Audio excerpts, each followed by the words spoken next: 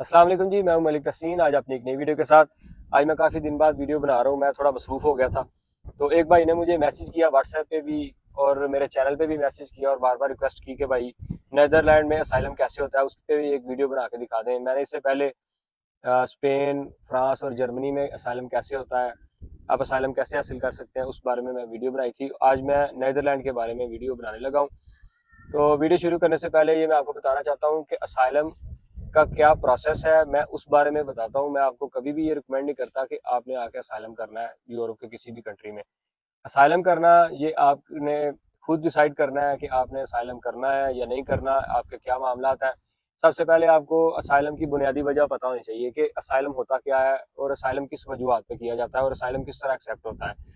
सबसे पहली बात यह है कि असाइलम करने की यहाँ बुनियाद इस तरह मानी जाती है कि अगर आप जहाँ भी रह रहे हैं, जिस कंट्री में भी हैं और वहाँ पे आपको जान का खतरा है, आपको ये खतरा है कि आप अगर ज़्यादा देर तक उस कंट्री में रहे तो आप हो सकता है ज़िंदा ना बच सकें, तो इसलिए इस बुनियाद पर असाइलम यहाँ पे एक्सेप्ट किया जाता है। अगर आपको कोई फाइनेंशियली मसले मसाइल है या आपके किसी भाई को मसला है कि फैमिली में से किसी को मसला है, किसी का लड़ाई झगड़ा, तो उस बुनियाद पर यहाँ पे कोई बात नहीं सुनी जाती। आपकी बात तभी सुनी जाती है कि जब आपको अपने कंट्री में जान का खतरा होता है।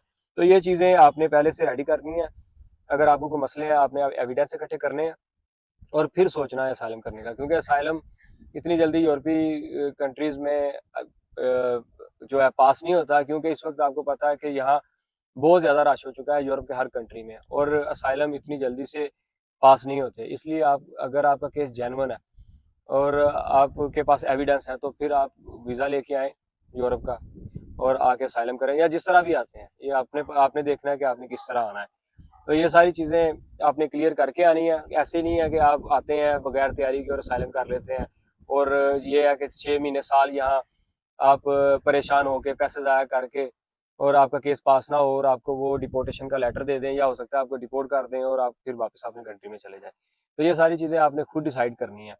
और बहरहाल इसके बारे में अगर आपको किसी किस्म की हेल्प चाहिए हो तो आप मुझसे व्हाट्सएप नंबर में भी मैंने दिए हुए हैं काफ़ी वीडियो, उसके डिस्क्रिप्शन में जाके चेक कर सकते हैं। और मुझसे आप कमेंट में भी बात कर सकते हैं, पूछ सकते हैं मजीद कोई क्वेश्चन अगर असाइलम के बारे में आपने मुझसे पूछना है तो चलिए बात को स्टार्ट करते हैं कि नीदरलैंड में असाइलम करने का क्या तरीका होता है, क्या बेनिफिट्स होते हैं और अगर आप पहले दिन आते हैं तो आपको क्या करना होता है। तो सारी चीज़ों पे तफसील से बात करेंगे।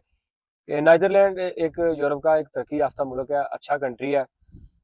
जो लोग नीदरलैंड में, जर्मनी में, बेल्जियम में असाइलम करते हैं तो यहाँ सबसे ज़्यादा उनको फ़ायदे मिलते हैं इन तीन कंट्रीज़ में।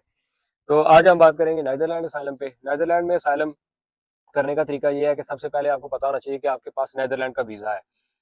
या आप अगर बॉर्डर क्रॉसिंग करके आ रहे हैं और किसी कंट्री में आपके फिंगरप्रिंट नहीं हुए और आप डायरेक्ट नीदरलैंड में आ जाते हैं, तो उस सूरत में आपके या एप्लीकेशन देने में असाइलम की ज़्यादा आसानी होगी, बजाय कि अगर आप किसी और कंट्री का, आपके पास वीज़ा है या आपके किसी और कंट्री में फिंगरप्रिंट हो गए और आप नीदरलैंड में चले गए असाइलम करने के लिए, तो फिर आपका केस डबलिन में आ जाता है और आपका केस प्रोसेस में नहीं आता और आपको वापस उसी कंट्री में भेज देते हैं जहाँ का आपका वीज़ा होता है या फिंगरप्रिंट हुए होते हैं आपके। इसलिए आपको ये देखना होगा कि नीदरलैंड का वीज़ा अगर आपके पास है या किसी कंट्री में आपके फिंगरप्रिंट नहीं हुए, तो फिर आगे असाइलम आप नीदरलैंड में कर सकते हैं, फिर आपका प्रोसेस जो है ना वो चलेगा। तो एक और बात को स्टार्ट करते हैं कि नीदरलैंड में आपने करना क्या है आके। समझ लें कि फर्स्ट डे आप नीदरलैंड में आ गए हैं।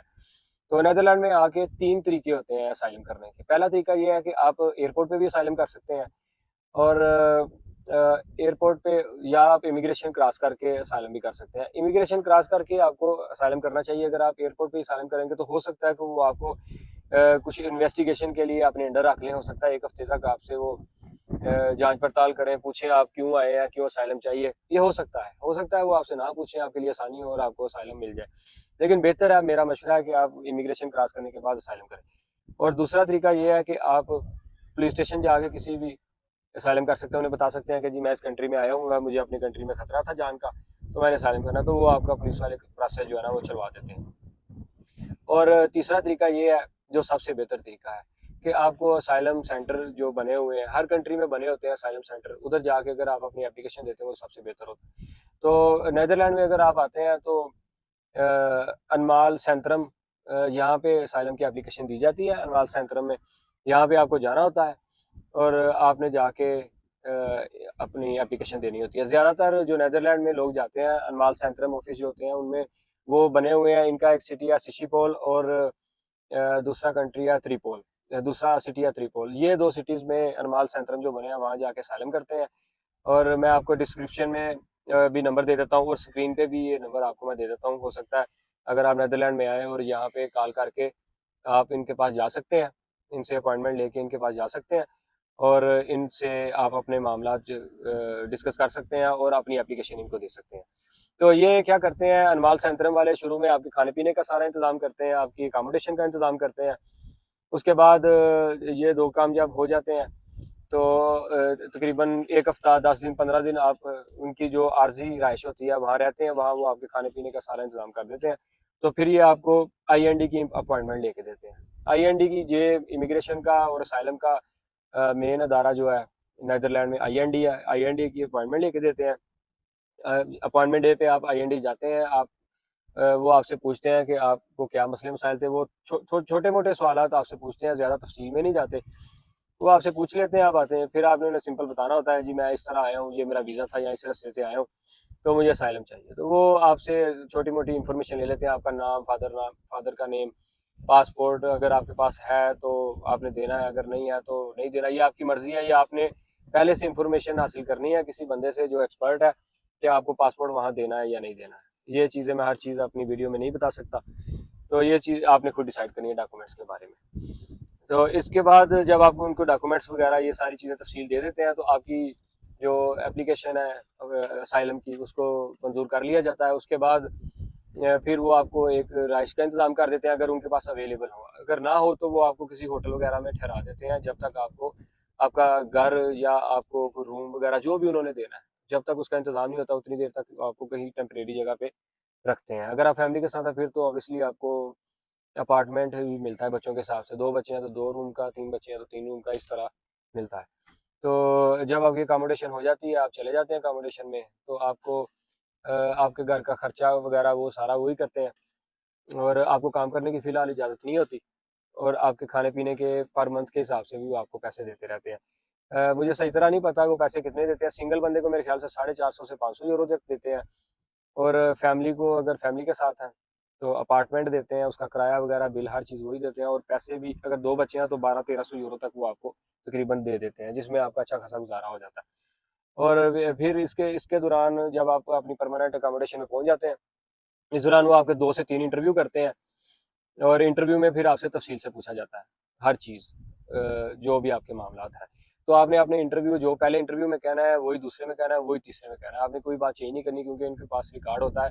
आपने पहला इंटरव्यू करना है तो हर चीज़ लिख लेनी है आके, आपको पता होना चाहिए कि आपने कौन सी बातें वहाँ की हैं। और ये तीनों इंटरव्यू के बाद आपका रिजल्ट आ जाता है। अगर पॉजिटिव में आ जाए तो फिर आपको जो है सारी सहूलियात मिलती हैं, जॉब्स कर सकते हैं आप इधर, आपके मेडिकल फ्री होता है और जो भी सहूलियात एक वीज़े वाले बंदे की होती हैं वो ही आपकी होती हैं। और इसके बाद आप और इस दौरान अगर आपके बच्चे हैं और आप उनकी अकोमोडेशन में रह रहे हैं, आप उनको स्कूल भी एडमिशन करवा सकते हैं। स्कूल के सारे अखराजात जो इनका असाइलम का डिपार्टमेंट है वो ही उठाता है सारे अखराजात और उसमें आपको किसी किस्म के कोई पैसे नहीं देने पड़ते। बच्चों की पढ़ाई यहाँ बहुत अच्छी है, फ्री है। बच्चों के लिए बस की सर्विस भी फ्री होती है नीदरलैंड में, उनको टिकट वगैरह ये स्कूल वाले ही देते हैं। तो इस तरह की सहूलियात हैं, पैसे भी मिलते हैं, अकोमोडेशन भी है, सारी चीज़ें हैं अगर आपका केस पास हो।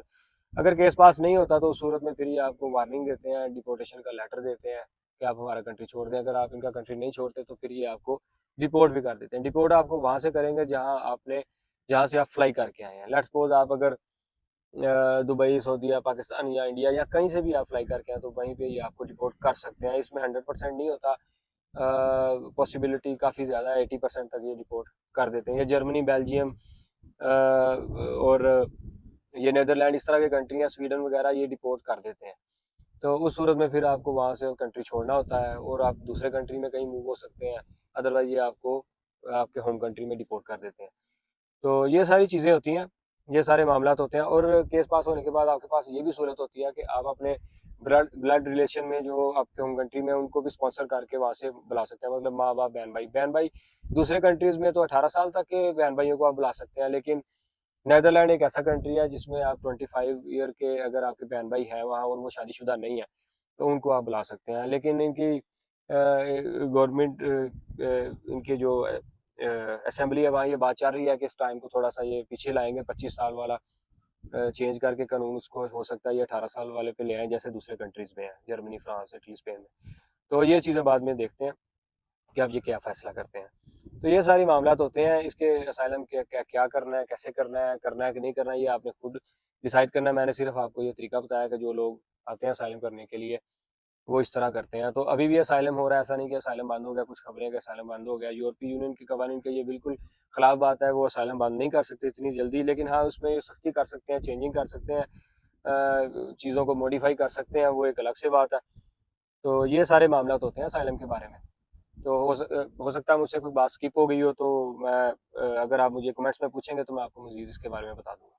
अगर आज की मेरी वीडियो आपको पसंद आई हो तो इसको लाइक शेयर कर दीजिएगा, और मेरी आने वाली वीडियोस देखने के लिए मेरे चैनल को सब्सक्राइब कर दीजिएगा। तो मिलते हैं इंशाल्लाह नेक्स्ट वीडियो में। अल्लाह हाफिज़।